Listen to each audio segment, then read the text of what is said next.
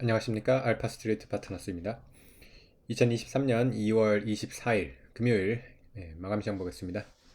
코스피 지수가 0.63% 빠져서 2423으로 마감을 했습니다. 네, 계속 박스권 지속되고 있습니다. 오늘은 오전 중에는 상승을 했었는데 결국에는 이렇게 계속 쭉 밀리면서 제법 하락을 했습니다. 네, 0.6%니까 하락폭이 작지는 않았습니다. 아주 작지는 않았고요. 외국인이 3천억 정도 이렇게 팔면서 요즘 들어가지고 2,400대에서는 외국인이 확실히 안 사요. 외국인이 좀 파는 쪽이 더 많은 것 같고요.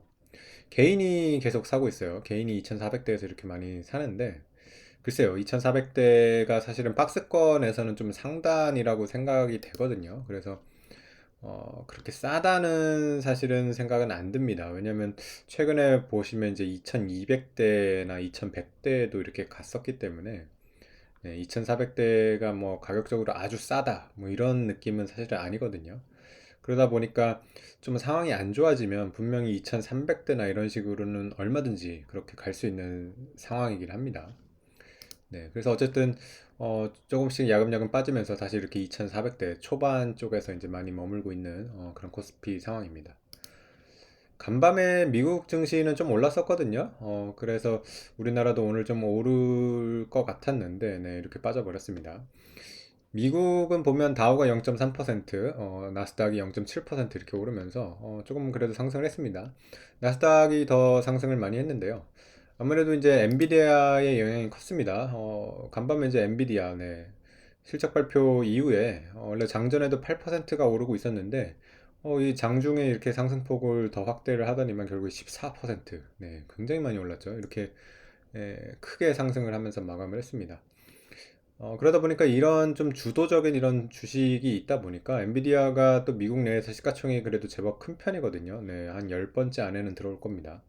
네, 그러다 보니까 좀 미국 증시의 분위기는 괜찮았던 것 같고요.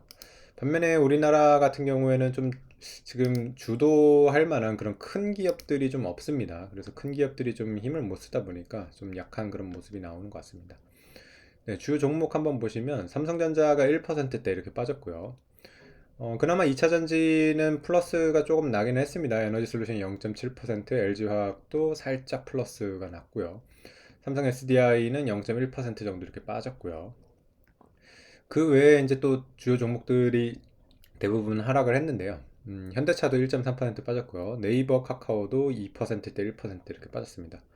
포스코홀딩스 최근에 반등을 많이 했었는데 뭐 계속 빠지고 있네요. 네, 오늘도 2.8% 이렇게 빠지면서 올랐던 거를 상당히 지금 좀 되돌리고 있습니다. 네, 그 외에 보시면 오늘 뭐 NC소프트도 3%대 빠졌고요. 그리고 KT 같은 경우도 거의 4% 가까이 이렇게 빠졌습니다. 네, 그래서 뭐 전체적으로 하락한 종목이 더 많았고요. 그나마 지금 우리나라 증시에서 조금 좋은 종목은 뭐 방산 쪽인 것 같습니다. 오늘도 보시면 하나 에어로스페이스, 네, 되게 강합니다.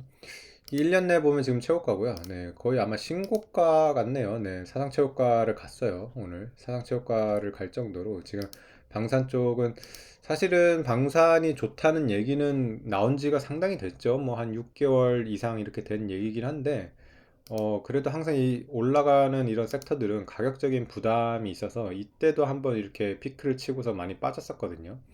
네, 그러더니만 결국에는 다시 이렇게 신고가를 갔습니다. 네, 그래서 이제 9만 원대까지 왔고요. 시가총액이 이제 거의 뭐 4조 5천억이 넘어가다 보니까 이제 제법 규모가 큰 회사가 됐습니다. 코스피 74위까지 올랐고요.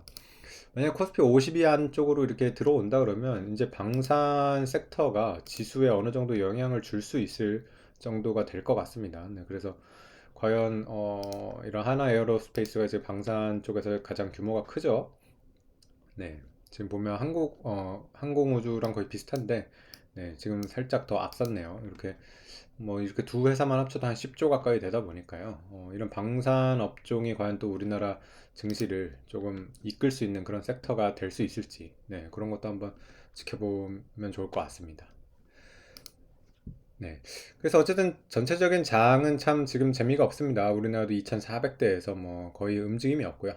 네, 환율 같은 경우도 1,300원 정도에서 계속 왔다 갔다 하는 것 같습니다. 그렇게 1,300원에서 위로 또 쉽게 이렇게 가지는 못하는 것 같고요. 네, 오늘은 조금 오르긴 했는데 1,304원 정도고요. 어느 정도 지금 1,300원 정도에서 조금 자리를 잡는 그런 모습인 것 같습니다. 네.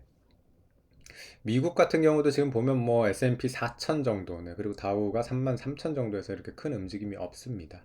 지금 그 뭐 금융 이런 환경으로 봤을 때는 주식이 그렇게 지금 좋지는 않습니다. 지금 여전히 물가 이 금리 부담은 여전합니다. 지금 미국 10년물 3.8%, 3.9%까지 왔다 갔다 하고요. 그러다 보니까 뭐 그렇게 지금 만만한 상황은 아닌데 확실히 이렇게 기업들이 개별적으로 이렇게 좀 좋은 호재들이 있으면 좀 올라가는, 그래서 지금은 좀 기업에 대해서 차별화가 많이 되는 그런 장세인 것 같습니다. 우리나라도 마찬가지죠. 우리나라도 지수는 지금 안 좋지만 이런 뭐 방산 업종이라든가 이런 데 신고가 가는 종목이 있으니까요.